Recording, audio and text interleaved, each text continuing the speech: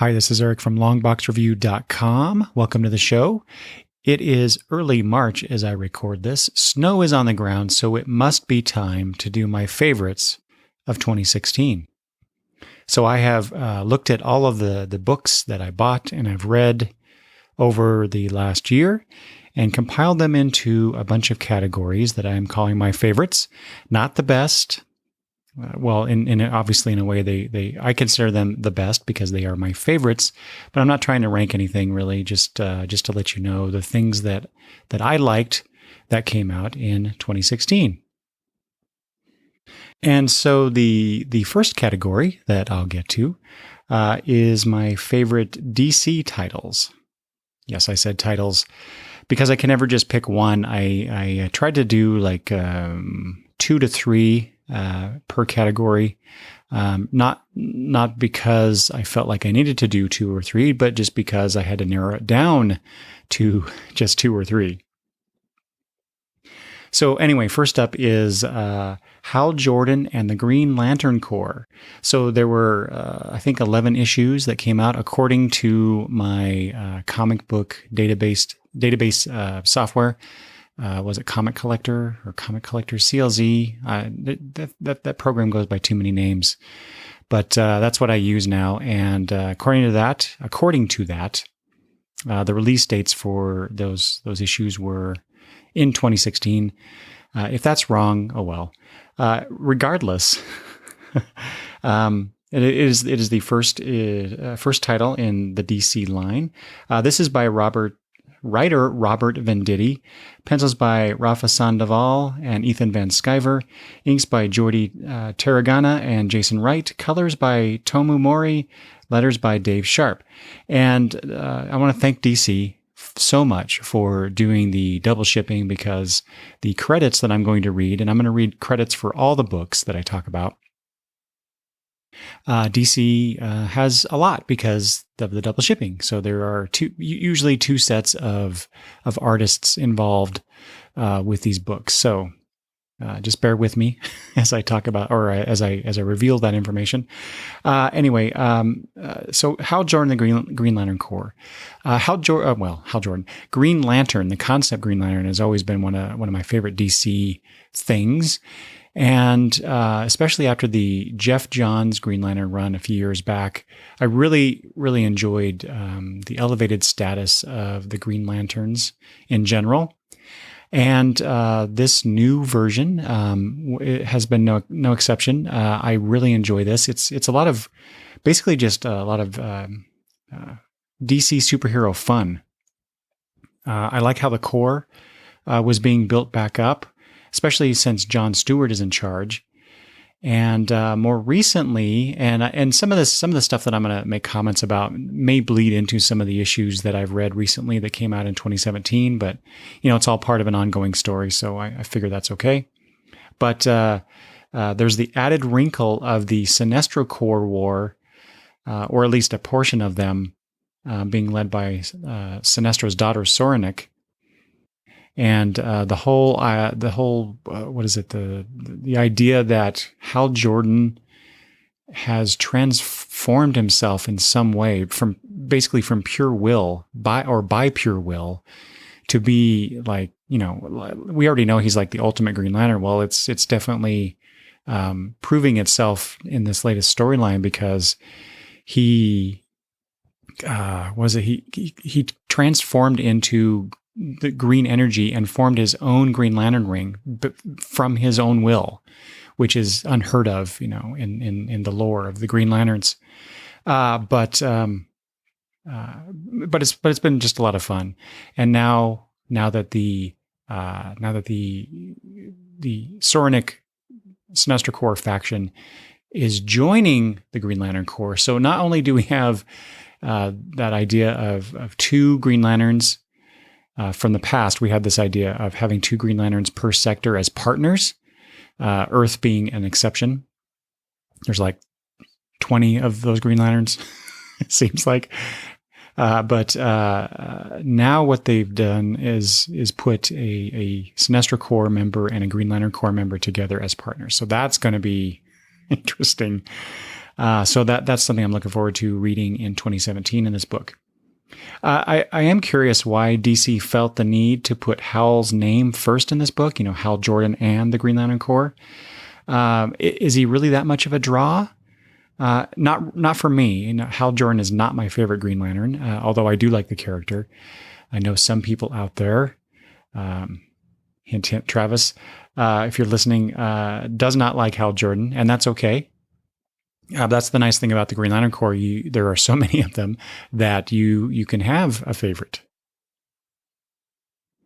And but I prefer the overall core character. So maybe just a book called Green Lantern Corps wasn't enough. They did have a Green Lantern Corps book, or actually a couple of miniseries, which I enjoyed very much, that focused on the core members minus Hal Jordan. So having them all together in one book, it's been done before. I'm sure it will happen again. I fully expect that we'll get a solo Green Lantern book at some point. That's just how DC does these things. But anyway, but I prefer it. I prefer this one over the Green Lanterns book. I didn't last very long with that one. I just didn't care for it all that much. But just for strict, kind of popcorn superhero fun, Hal Jordan, the Green Lantern Corps is one of my favorites. The other one, and so I said I'm not doing the best of type stuff, but I did rank these a little bit, and so I start off with a favorite, and then as each book that I talk about will be just slightly higher in my mind in terms of how much I enjoy it, what my favorite is, or what my favorites are. And so next up is Clean Room by writer Gail Simone. John Davis Hunt is the artist, with Quentin Winter doing colors, Todd Klein on letters, and just I decided not to talk about the cover artists on these books in general, but Jenny Frison does the covers of this book, and I love her work. I love her work. Clean Room, issues 4 through 15, I believe.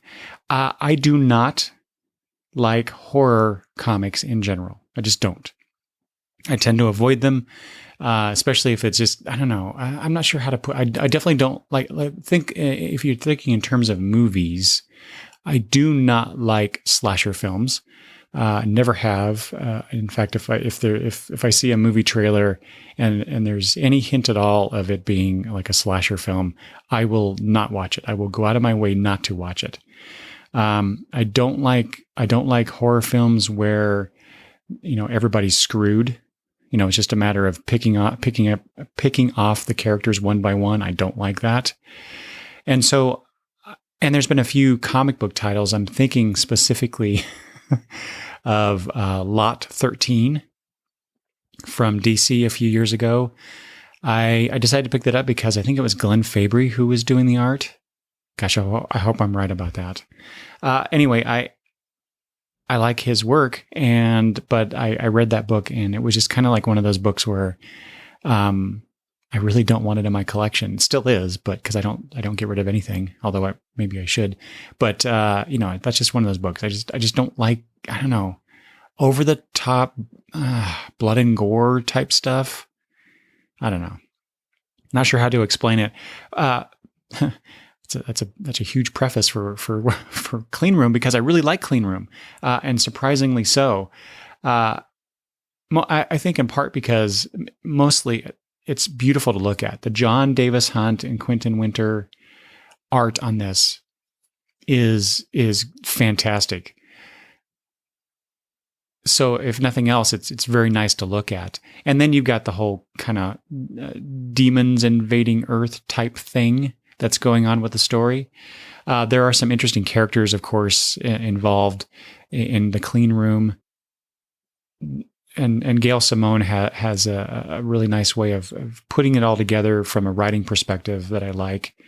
I heard that the book is coming to an end, or going on hiatus, I guess is the more proper way to express that. It's going on hiatus for a little while, which I'm glad to hear. It's not being canceled, but I guess that's how comics are these days. You do a bunch of them and go away for a while and do other things, and then come back and do another quote unquote season. That's kind of like the word that people are using these days in terms of doing that kind of start and stop and start again comic publishing. Anyway, like I said, the book is beautiful to look at, which helps why I like it as much as I do, because it contrasts the horror. To see these horrific acts depicted in such a beautiful way is an interesting choice for this book. There's also an interesting blend of cult of personality, cultism, demonic invasion, and what's the other word? Demonic possession. That's the one I'm looking for. Personal tragedy and just general creepiness. It's really kind of a creepy book. But it's really good. It's a really good read. It's become one of my favorites to read every month that it comes out. Another DC book that I absolutely love is the Superman book. So we had 13 issues of that from writers Peter Tomasi and Patrick Gleason. They're co-writing this now, with art or pencils by Patrick Gleason, Jorge Jimenez, Doug Monk, inks by Mick Gray, Jaime Mendoza, Trevor Scott, Christian Alamy, Mike Morales, Keith Champagne, and Norm Rapmund. That's a mouthful. Colors by John Calise, Alejandro Sanchez, and Will Quintana, and letters by Rob Lee. So there you go. Thanks a lot, DC, for that. I appreciate all those credits that you are making me read. But despite all of that, despite all of the creators involved, what a fantastic book this is. So, you have the Batman and Robin creative team of Pete Tomasi and Patrick Gleason. Mick Gray was part of that. I don't remember who did the color. I think it was John Calise who did the colors for that book. But when DC Rebirth was announced, and I heard that, those guys were going to be on Superman, I thought, well, duh, why not? No brainer there. However, when I started reading it, I was a little skeptical of the recycled characters from the 90s started showing up, like Eradicator.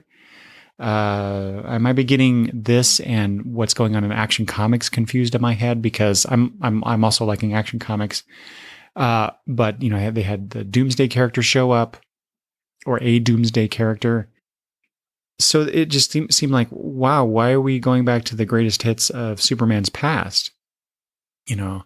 And quite frankly, that had me a little concerned about the state of DC Rebirth, because it felt like we were returning to those familiar tropes and concepts and story ideas in the name of trying to get people interested in the old DC, even though it's a new DC. It was a weird blend of old and new, which is, now that I think about it, is epitomized in this particular book, because you have the pre-Flashpoint Superman, who, because of the whole convergence thing that happened, a year or two ago, something like that, whenever it came out, who actually somehow was able to survive the erasure of his timeline or parallel universe or whatever the hell they're calling it these days. And he was a hidden Superman, while the New 52 Superman was out there in the public doing his Superman things. And so, yeah, you have that recycled nature in the character himself. But I still like it. I'm not liking, I'm not caring as much about the father-son relationship between Superman and his son, as much as I did in comparison to the Batman and Robin dynamic from the previous title. I still really like it. It's one of my top books every month that it comes out. So when I get my weekly books, and if there's a Superman title in there, it goes to the top, and I read it almost immediately. If not definitely first. I love the fun of the Dinosaur Island 2-parter. And like I said, I'm going to bleed it a little bit into the 2017 stuff because the Multiplicity story started not too long ago, and that was a lot of fun too. I was actually kind of hoping there would be more to it than what we got, but still, lots of great Superman fun. It reminds it's like the Green Lantern book. It's just fun DC superhero stuff. And then finally, my favorite DC book is not one of the main lines, just like Clean Room. I think that's actually a Vertigo book, but this is from the Young Animal imprint. This is Shade the Changing Girl by Cecil Castellucci, writer Marley Zarcone is the artist, or Zarcone. I said that when I talked about it with guest host Travis on our Young Animal Part 2 episode. I think that was episode 111. If you want to go listen to that. And colors by Kelly Fitzpatrick, beautiful colors by Kelly Fitzpatrick, and Saida Temofonte on letters. So I'm not going to say too much about this book. You can go listen to episode 111. But I will say you should read this. Out of all the Young Animal books, you should read this one. Definitely. I thought when the Young Animal imprint was announced that I would enjoy the Doom Patrol book the most. And it turns out that it's actually Shade the Changing Girl that I think has the depth and breadth of story. Maybe not the breadth as much as Doom Patrol has, but definitely there is a depth to this. It's a teen drama in some respects, coupled with alien weirdness. But it's so good. There's so much pathos in this book. I love the way that the art depicts the madness from the Shade the Changing Man from was it Meta from that world. It's just such a wonderful read. It's in many ways it's kind of heartbreaking the way that the characters have to deal with this other personality that is Shade now. But in comparison to the girl that she was, and she was a horrible, horrible person. So it's really interesting to see that dynamic between these so-called friends of Shade's former life and how Shade is dealing with that and how they're dealing with her and how they're dealing with each other. And it's just a really, really good book. And there were, I didn't mention, there were only 3 issues that came out at the end of 2016, and it made my list very easily. So there's actually a few things like that on my list that came out at the very end or near the very end of 2016. And so part of that is me choosing some of these things maybe because they're so much in the forefront of my mind because I just read them, but they're good. They're just good books. So, and I'll talk about those later. Next up is my favorite Marvel books. Let's see here. Yeah, there are 3 of those. So first up, again, here's one that came out late in the year. This is Champions. There are 3 issues of that by writer Mark Waid, pencils by Humberto Ramos, inks by Victor Olzaba, and colors by Edgar Delgado with letters by Clayton Coles.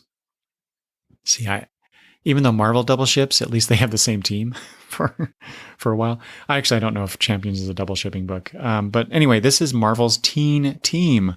So spinning out of the events of the Avengers book, also written by Mark Waid, came the teen members that were part of that formation of the Avengers. So they didn't like what happened with Secret War or Civil War. I lose track of how many Marvel events there are, especially since they are repeating themselves.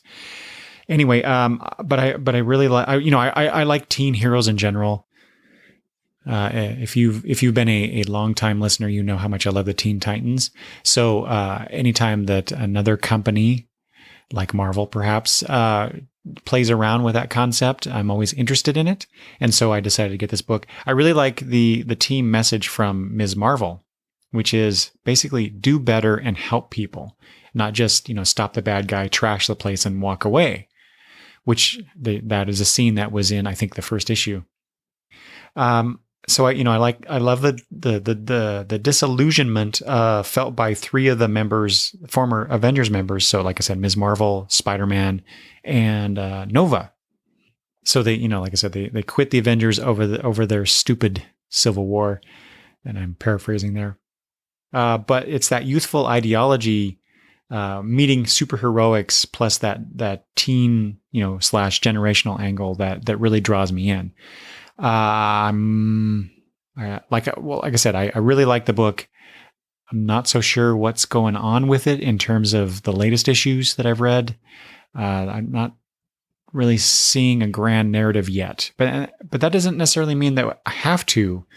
I think too many times comics try to package in a nice little, or have a nice little package of a story, and it can be grand and epic or not. But I also miss the kind of meandering way of telling a superhero story in the big two, like I used to read when I was younger. And so maybe that's what I'm seeing right now.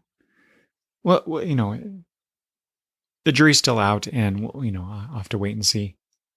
But I generally like Mark Waid's stuff. So Mark Waid's written stuff, and I'm sure he'll continue to tell a good story. Next up is a big surprise for me. Well, not kind of a surprise, I guess, but it's the Ultimates and Ultimates 2 that came out in 2016. So there were issues 3 through 12 for the Ultimates, and then the Ultimates 2. There were just a couple issues that came out at the end of the year. This is by Al Ewing as the writer. So there's been a bunch of artists so far in the stories or in the issues.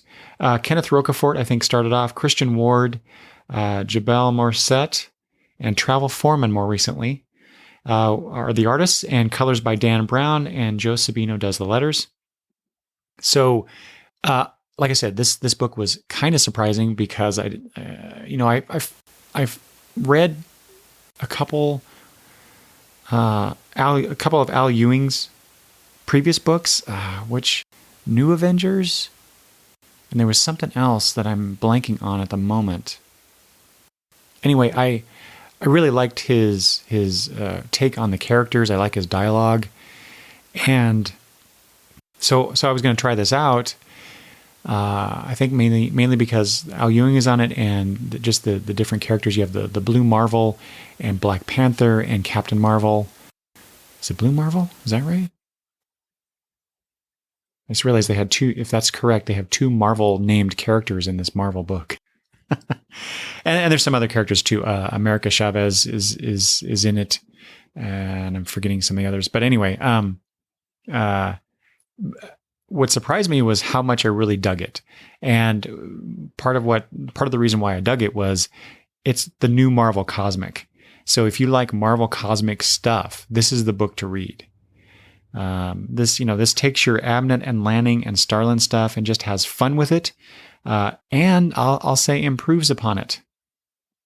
I'm also really surprised that this book has been allowed to have such latitude, especially when it comes to the Marvel cosmic characters, such as Galactus. One of the things that they did in this so far in the book has been, until recently, spoilers, but they took Galactus and turned him from the world devourer to the life bringer. So they fundamentally changed the nature of Galactus, and that was these characters working together to do that. And then there's you've got the Living Tribunals in this. You've got Eternity. You've got Chaos and Order. There's just a lot of cosmic crap going on here, and it's really, really cool. Highly recommend you pick that book up. And this should be no surprise because I talk about it all the time, especially on Twitter. But The Mighty Thor is probably my favorite Marvel book and has been consistently for 2 or 3 years now. So we had issues 3 through 14 of this book come out in 2016. This is by the great writer Jason Aaron and the great artist Russell Dauterman. They're also Rafael Guerras, Fraser Irving, and Steve Epting did some issues as well. So great artists there.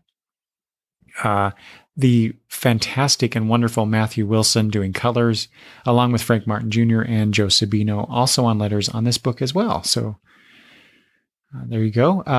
Basically, in short, The Mighty Thor kicketh butt, if I may say.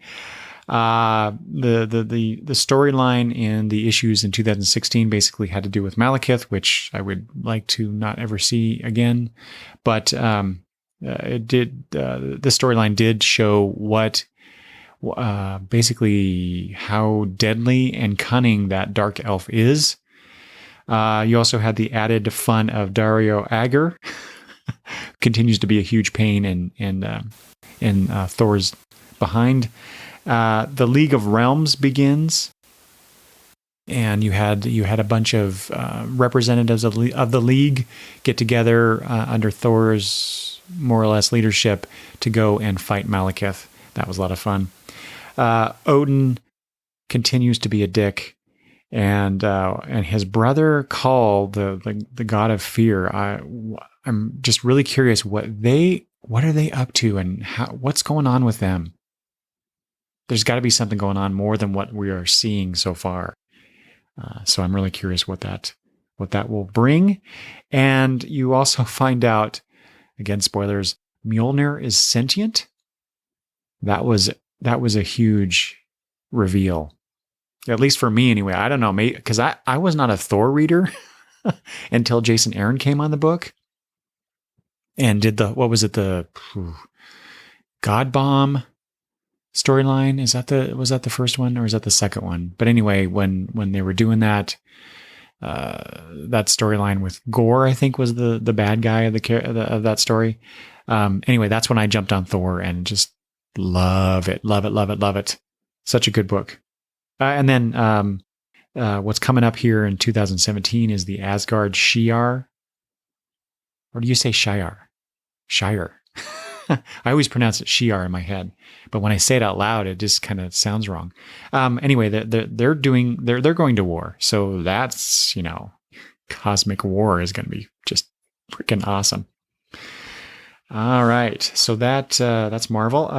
Let's move on to Image. My favorite Image books. I also have 3.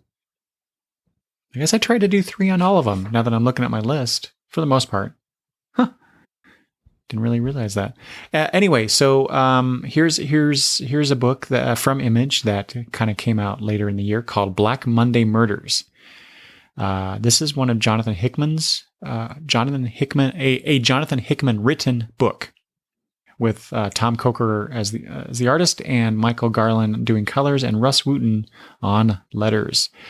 I tried to explain what Black Monday Murders was in an episode of the George and Tony Entertainment Show. I was a guest on their show, and it was I did a very poor job of explaining it in part because I have a hard time understanding what this book is, other than I'll try to explain it this way.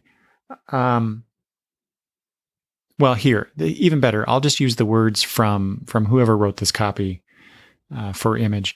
Black Monday Murders is classic occultism where the various schools of magic are actually clandestine banking cartels who control all of society. A secret world where vampire Russian oligarchs, black popes, enchanted American aristocrats, and hitmen from the International Monetary Fund work together to keep all of us in our proper place. So having read that and what I'm reading, I am not getting, those two things are not jiving in my mind. they're not congealing. They're not intersecting.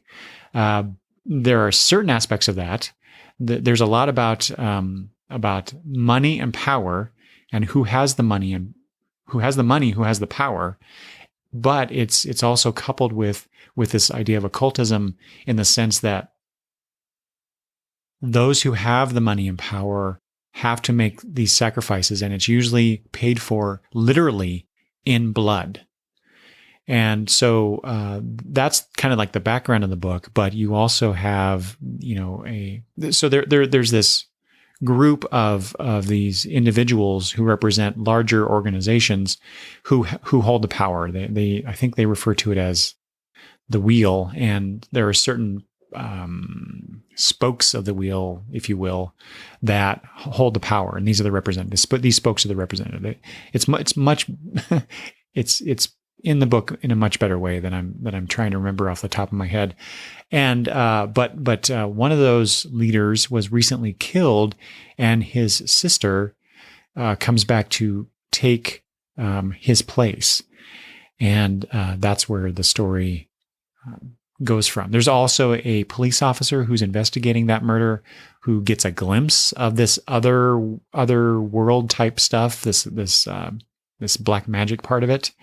So it's very interesting. There's a particular character called Abby, who is referred to as the Rothschild family's familiar, and so she's completely, I was going to say albino, but she is white. Everything about her is white, including her clothes, including her glasses. And I think this is where the vampirism comes in, because there's this kind of horrific scene where the main character, the woman who's coming back to assume power as that representative, her name is Rhea.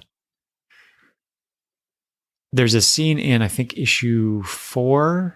Yeah, issue 4, where Rhea's grandfather explains to her how the family has this power, and not in a very specific way, but in a way that makes Rhea understand a little bit about what's going on.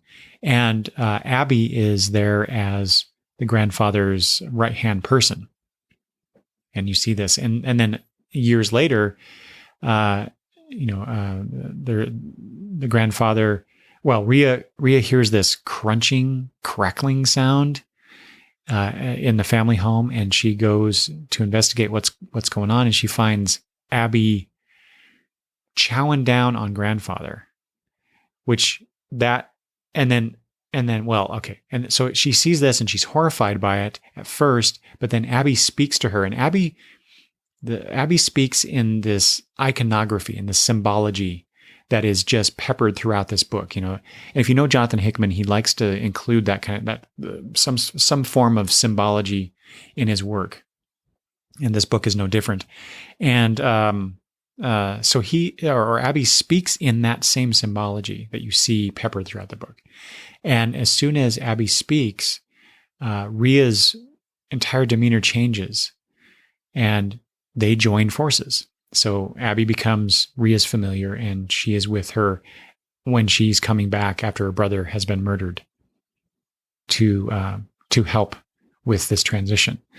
Let's see here. What else about this book can I just murder? Because like I said, I'm not doing it justice. Oh, one of the things I like about this book, so besides the symbology, is all the other stuff that Hickman throws in there. He throws in reproductions of newspaper articles, journal entries, anything else, other reports where things are redacted, blacked out.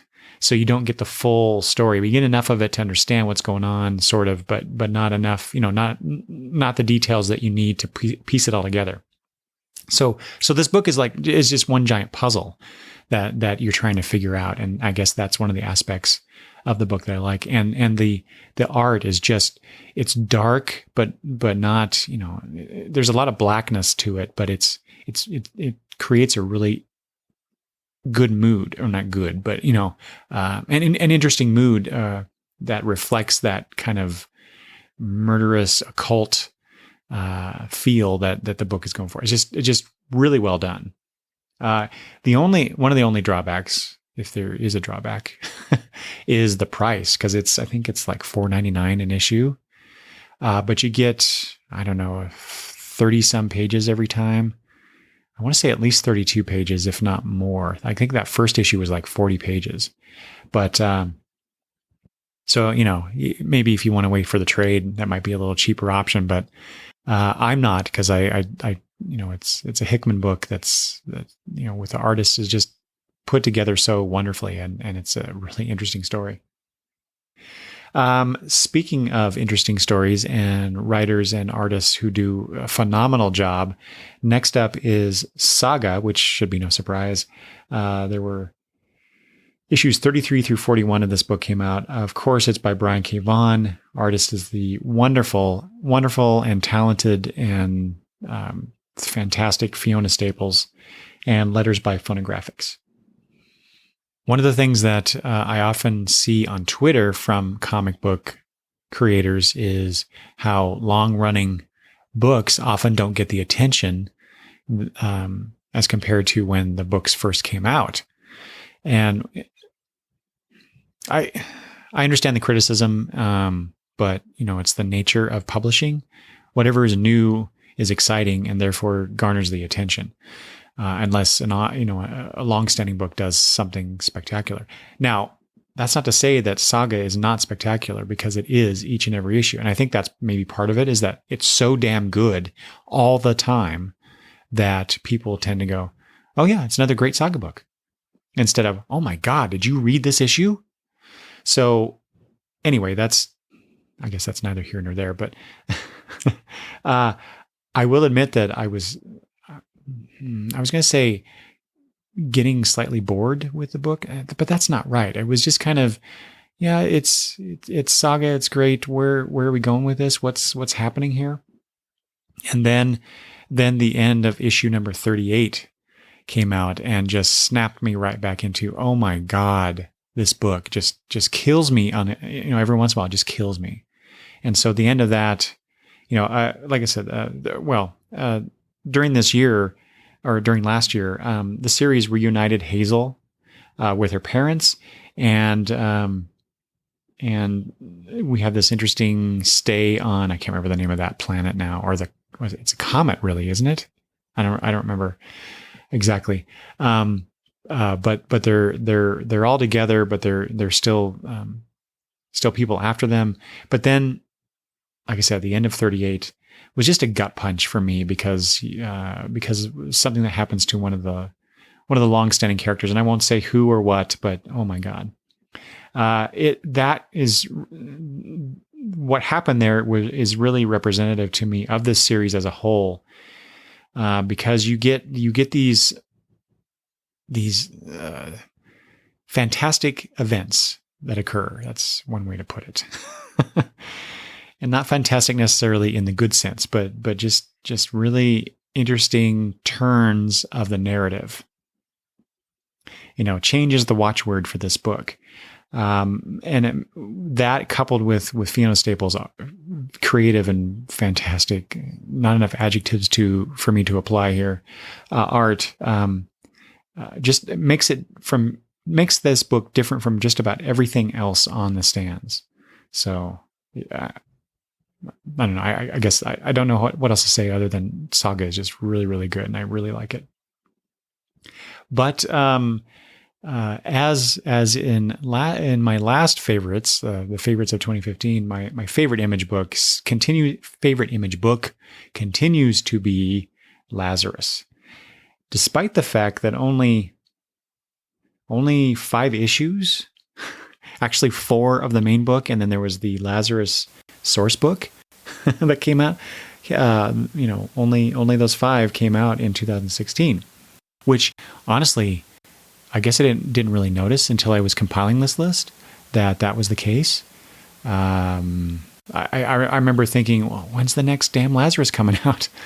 But I guess I'm so enamored with this book that I just didn't really notice that there were only these 4 issues of the main title.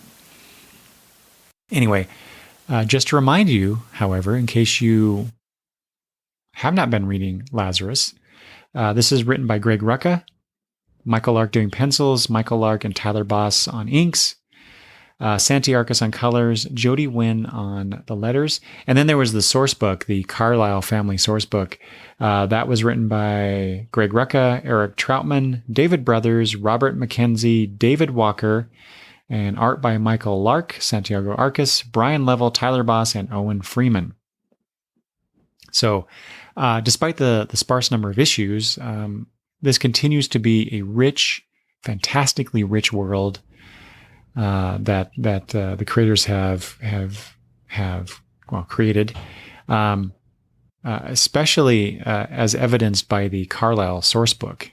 I mean, I don't know about you, but I'm one of those huge fans of source books and compendiums, and I have like all the Star Trek stuff, the technical manuals and whatnot. I love that stuff. So, any kind of source book type material, the Marvel, OHOTMU, the official handbook of the Marvel universe, and you have the Who's Who in DC. I especially love the entries of like the headquarters of the various groups in those comics, and the equipment, and you get these diagrams and stuff. It's just really cool stuff. And this Lazarus source book was that, and just a whole lot more. Just filled in a lot of backstory to the Lazarus universe, and it was just really a really cool read. Let's see. In terms of the story that came out during 2016, I am very intrigued by Forever, who is the Lazarus of the book. Her sister Joanna's decision to tell her sister the truth about her upbringing, which in the book she says, if our father finds out that I've told you this, we're both dead. And so what is going on? What is going on here? Why is Joanna doing this? The obvious thing is that she's trying to position herself or to ally herself with Forever and get Forever on her side and maybe take over, perhaps. We shall see, but she seems genuinely interested in confiding in and being basically just being a sister to Forever. So I'm really curious, am I being played here? Are we being played as the readers? But So there's that intrigue. And then at the end there was the introduction of the Vasilikov family's Lazarus, who is referred to as the Dragon, a very deadly Lazarus. So there's going to be, I'm sure there's going to be a confrontation between Forever and this new Lazarus that's been introduced. And then I also have to look forward to, it was something that I just pre-ordered as at the time of this recording, the volume 2 source book. I think that's about is it the Hawk family?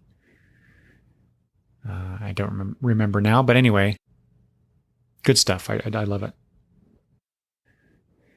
And finally, in terms of publishers, my favorite books, I have 3 of those as well. First up is Letter 44 from Oni Press, issues 22 through 28, written by Charles Soule, Alberto Jimenez Albuquerque on art, along with Elise Gluskova on issue 28. There was a special interim or interval. What's the word? Interlude, I guess is the word I'm thinking of. Anyway, colors by Dan Jackson and Sarah Stern, with letters by Crank. Like I was talking about with Saga earlier, I was starting to get a little bored from the inertia in the story of this book. But then, just like Saga, it turned on a dime and the story changed and captivated me once again. And this book has from the very beginning, has done that for me.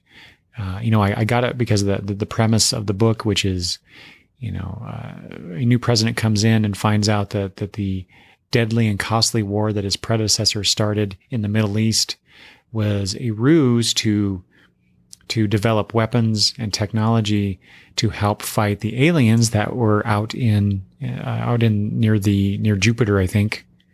And they're doing something. So that former president was preparing for war with the aliens, possible war. And so, that's what drew me in. I thought, well, this will be an interesting story for 6 or 12 issues, but it's kept going and going, and I really like it still. But basically the story, it's what the Clark, so the Clark is the spaceship in which some astronauts and military personnel were sent out to find out what the heck was going on with these aliens that were detected. And so it's what this group does in the book, knowing why the aliens, they found out why the aliens were there. And them dealing with the consequences of their actions based on what they did, despite the fact they knew what the aliens were up to. That's the better way to put it. Plus, there were a few issues along the way that filled in some past events for certain characters to again further build this world and the events surrounding this mission in space. So. And some stuff has happened in the latest issue that I read not too long ago. It's like, oh, wow, the crap's really hitting the fan now. And I also found out too that this book, like Clean Room, this book is going on hiatus pretty soon. Next up is I mentioned the Star Trek source books just a few minutes ago, but the Star Trek series from IDW. So we had issues 53 through 60 of what's referred to as the Star Trek ongoing. And then after or was it before the movie, the last Star Trek movie, Star Trek Beyond, at issue 60, they stopped the publication of that Star Trek ongoing and relaunched it after the movie as Star Trek Boldly Go. And we got 3 issues of that before the end of the year. This has been written, though, by Mike Johnson. Tony Chastain has been the regular artist, along with David Mastroleonardo on colors. Letters have been by Chris Mowry, Neil Utaki, and World Design more recently. More good Star Trek stories. This is one of the, like the Mighty Thor from Marvel has been a consistent favorite of mine, the Star Trek book. So we had some good stories in this last year, including catching up with what happened to Prime Spock after we last saw him in Star Trek Into Darkness. Well, really, after the end or towards the end of the first Star Trek movie, where he's going off to help New Vulcan, or repopulate the Vulcan population.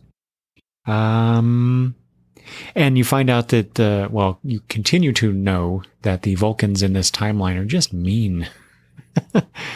For emotionless characters, they are really vindictive. And let's see. Oh, they had at the very end there, at the end of the first volume, they had a timeline crossover between the movie version of the characters and the original series, which was it was interesting, but it was, honestly, I read it and I could not tell you why that occurred, nor what impact it had. It was more of a, hey, this is kind of a neat idea. Let's throw this at the end of the series type thing. And so, like I said, the Boldly Go series continues after Star Trek Beyond, and right now we have Kirk commanding another ship while the Enterprise. So at the end of Star Trek Beyond, we saw the Enterprise being rebuilt, in really fast. But what we're getting is the events of after the Enterprise is basically destroyed in the movie, and when it's rebuilt. So that's where the stories are in the comic. That's what they're exploring. So Kirk is in charge of another ship. Spock is off on Vulcan doing something, but of course, events happen, and some of the crew members reunite, and it has to do with the Borg. And normally I would say, oh God, not another Borg story. I'm so over the Borg in Star Trek. When they brought the Borg into Star Trek Enterprise, I rolled my eyes. I still, as I think about it, I still roll my eyes when they do that. But I like the way that they did it. I enjoyed what they did with the Borg storyline, especially in relation to Spock. So there you go. And then finally, one of my favorite books of last year, in general, is Black Hammer from Dark Horse. There were 6 issues that came out. I really enjoyed that 6th issue. I really did. This is written by Jeff Lemire. Dean Ormston is doing the art, with Dave Stewart colors and Todd Klein doing letters. So the more I read this series, the more I love it. It's essentially a love letter to old DC titles, or concepts like the Golden Age Mystery Men and Silver Age Justice League tropes, along with like a Bronze Age House of Mystery homage in issue 6 that was really good. It's basically the first Jeff Lemire written book that I thoroughly enjoy. And it's just the characters involved, and the nuances of the characters and the relationships, and basically what's not said versus what is said. That is the hallmark of a well-written story. And I say written, but I mean, I mean the interaction of words and art, the way that the comic is shown, the way the comic depicts the characters and their relationships between each other. That tension there is just so well done. So Lemire and Ormston is just doing a phenomenal job on that. So, like I said, 6 issues came out in 2016. I'm sure that those first 6 will be the first trade. If you're waiting for that, I highly recommend you pick up Black Hammer. So this is a book that was originally announced at Emerald City Comic-Con, I want to say 2 years ago. But then something happened and Dean Ormston could not get to it. And so basically a year later it came out, and now here we are, with 6 issues in. So it was well worth the wait is the point of that little story. Okay. I think I'm going to stop the episode right there. So be sure to tune in next episode for the second half of my favorites of 2016. If you have any comments about my picks for favorite books from the publishers, if you have your own favorites of 2016 that you'd like to share, please do so. You can always email me at longboxreview@gmail.com. You can always leave comments at the blog at longboxreview.com. And as always, you can contact me on Twitter at longboxreview. It's all very simple. I hope your 2016 comic reading and experiences were great, as mine have been. So get a hold of me. Let me know how things were and how things are, for that matter.